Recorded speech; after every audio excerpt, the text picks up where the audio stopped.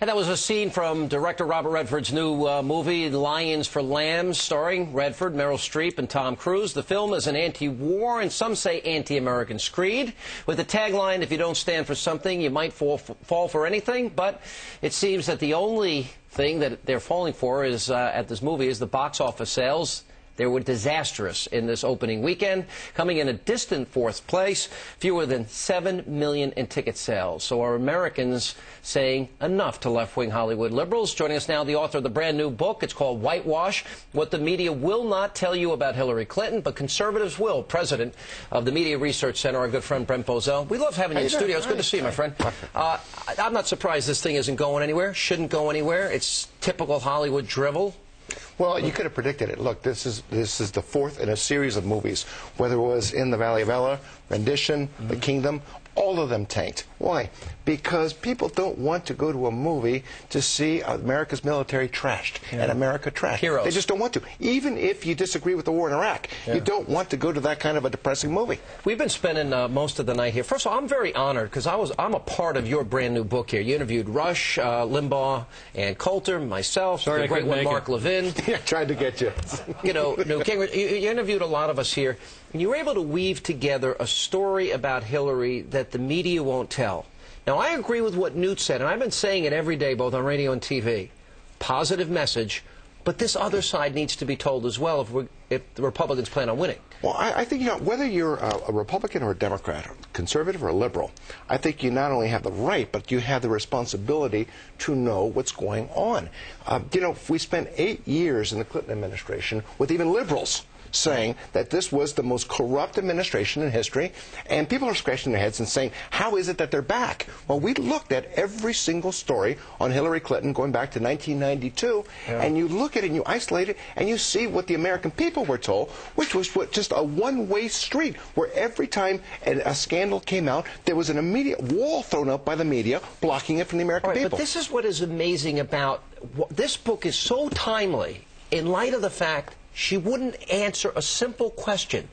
And this is on a series of issues. She's not had to answer any real tough questions. Did she get to go through the whole campaign like this? That's why. Well, that's why any time a conservative, and you're going to do it to me. And now staging questions. Every time a conservative raises a question about Hillary, it's old news. We've gone through it. Do we have to go through it again? Look, the point is there are real issues, real scandals, real controversies, and we've never really gotten an answer from them. And now she's staging questions. And now we know, and we know that she was in the middle of things. We know that she was behind the whole FBI gates up. Well, this has been secrecy that goes on back to the 1980s. They don't tell the truth. What were they doing with 338 FBI files of Republicans that she was in charge of? All right, what are the top questions you think that she needs to answer? And do you really think that for the rest of her campaign, you quoted me in this book, and I stand by this today, that the #1 campaign contribution she'll get in this election cycle is from the left-wing media, the MoveOn.org media? Absolutely, because just taking away all the scandals, just looking at the policies,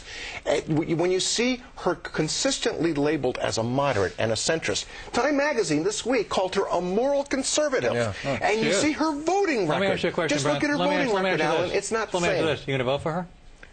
Yeah. Wait a second. I think I saw a pig flying across the screen. First of all, let me go to this Redford movie. It came in fourth with $6.7 million, making back about a sixth of what it cost to produce the movie. And it wasn't really meant. It appeals to a certain key audience. It wasn't anti-war. I mean, it was anti-war. It wasn't anti-military, nor is it anti-American to have that point of view. So I vehemently disagree with the way you characterize it. Well, no, but I think the average American doesn't want to see our military trashed. They're not trashing. So, yes, they are. Yes, they are. Yes, they are. By being against the war, they trash the military? This is the kind of platoon redux that Hollywood wants to get into. In the film. Tell me how they did that. I haven't seen the film yet. Well, then you don't even know that they trashed the military. But I know Robert Redford, and I know... Wait a minute. You're deciding because you know Robert Redford that they trashed the military. You haven't even seen the film. Are you telling me it's pro-military? I'm saying it's anti-war. That doesn't mean anti-military. Do you think it's pro-military?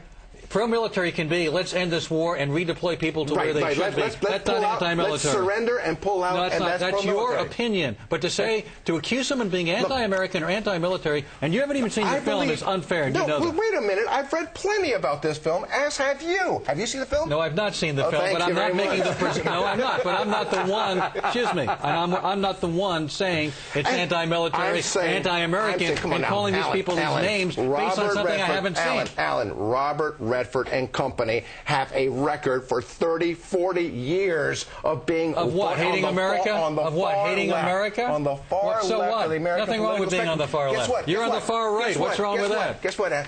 People don't want to go see his movie. Well, that we don't know the answer. That's only been out a week. Came in for this weekend. All right, Hillary Clinton, the Pew Research Center. The tone of the Hillary coverage has been 26.9% positive, 35.4% neutral, 37.8% negative. You love to go on about how she's getting all this positive, how the press just wants to give her a pass. That's not true. It's certainly not true on talk radio. I don't believe those numbers at all. Of course you don't. No, they don't comport with your point of view. I don't believe just like you decided this movie hates America. You know what was shocking this week, in the last 10 days? You know what was shocking? Was to see the media finally, after 15 years, finally, 1 week of negative press on Hillary. You don't, when was the last time you don't want to believe numbers you don't agree with, but if these numbers comported with your point of view, you'd be heralding them. You'd come there with headlines. Okay, Alan, answer me this question. When was the last time you saw 2 consecutive days, not 1 week, 2 consecutive days of negative coverage on Hillary Clinton? Yesterday and today. No. Before this week. I'm saying in the last 15 years. That's what this book says. Do you remember Whitewater? That was broken by the New York Times and the Washington Post, the so-called liberal media? No, you've got to be kidding me. They defended her.